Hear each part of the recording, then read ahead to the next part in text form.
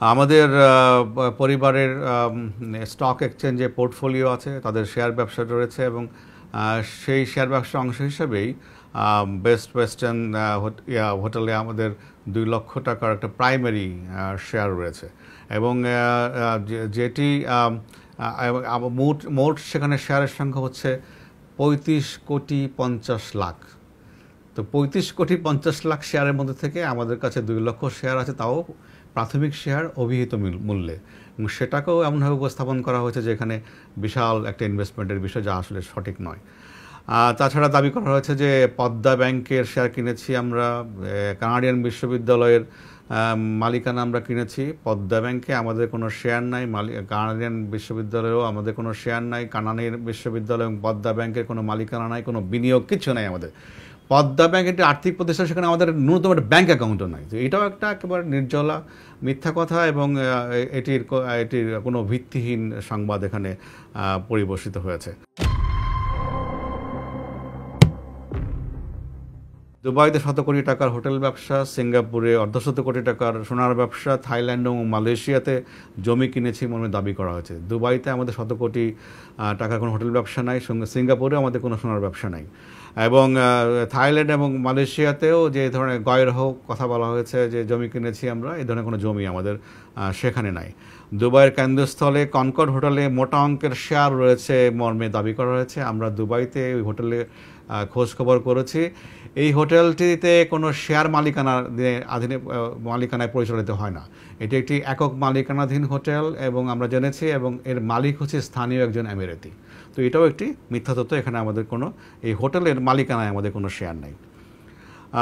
সিঙ্গাপুরের তথাকথিত নিজে জুয়েলার্সে আমাদের মালিকানা আছে, যেটি দাবি করা হয়েছে যে মোস্তফা সেন্টারের আশেপাশে কোথাও।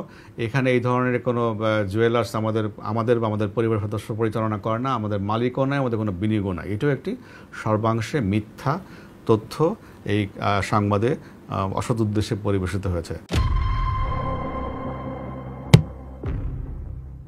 সোনালী ব্যাংক থেকে বিপুল অঙ্কের লোন নিয়ে বিদেশে পাচার করার অভিযোগ করা হয়েছে। পাচার নয়, লোন নিয়ে আমরা আমাদের গোপালগঞ্জ প্রজেক্টে ইনভেস্ট করেছি, বিনিয়োগ করেছি এবং সেখানে বড় বড় সাইনবোর্ড লাগানো আছে যেটা সোনালী ব্যাংকের এখানে আমাদের ঋণ রয়েছে, এই ধরনের সাইনবোর্ড প্রকল্প লেখা রয়েছে।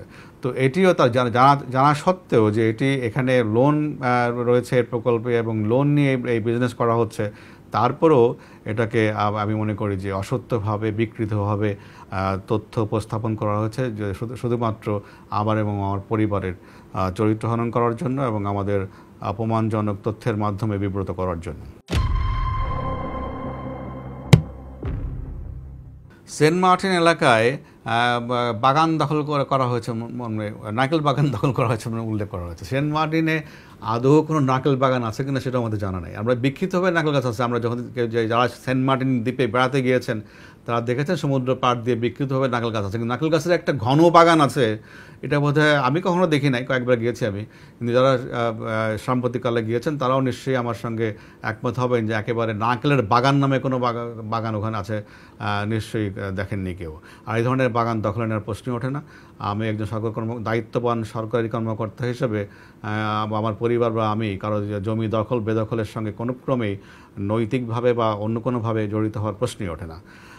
সেখানে বিভিন্ন দাগ নাম্বার উল্লেখ করে বিভিন্ন সম্পত্তির পরিমাণ উল্লেখ করা হয়, যেগুলো যোগ করে দেখবেন, যোগ করলে হয় 164.39%। কিন্তু দাবি করা হয়েছে যে আবার আরেক পাড়ায় যেখানে আমাদের 418% জমি রয়েছে। তো যোগফল মানে কি, এখানে ম্যাথামেটিক্সেরও সমস্যা আছে। তো এখানে আমাদের এই ধরনের কোনো জমি না, আমাদের একটা প্লট আছে বহুদিন আগে, প্রায় আজ থেকে 17 বছর আগে আমাদের একটা প্লট কেনা আছে ওখানে। আর আপনারা জানেন যে কিছু বছর আগে হাইকোর্ট থেকে নিষেধাজ্ঞা দেওয়ার কারণে ওখানে সব ধরনের কনস্ট্রাকশন বন্ধ রয়েছে।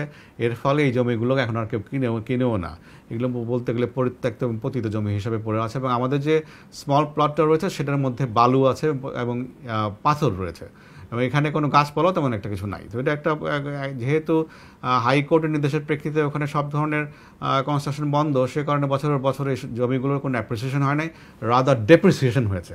এগুলো বিক্রি করার চেষ্টা করলে বিক্রি করা যায় না। আর যে পরিমাণ সম্পত্তির কথা বলা হয়েছে সেটা সঠিক নয়, এবং এই আমরা যেটা কিনেছি সেটা আমাদের ট্যাক্স ফাইলে উল্লেখ করা আছে এবং এটার সোর্সও ট্যাক্স ফাইলে বর্ণনা করা আছে।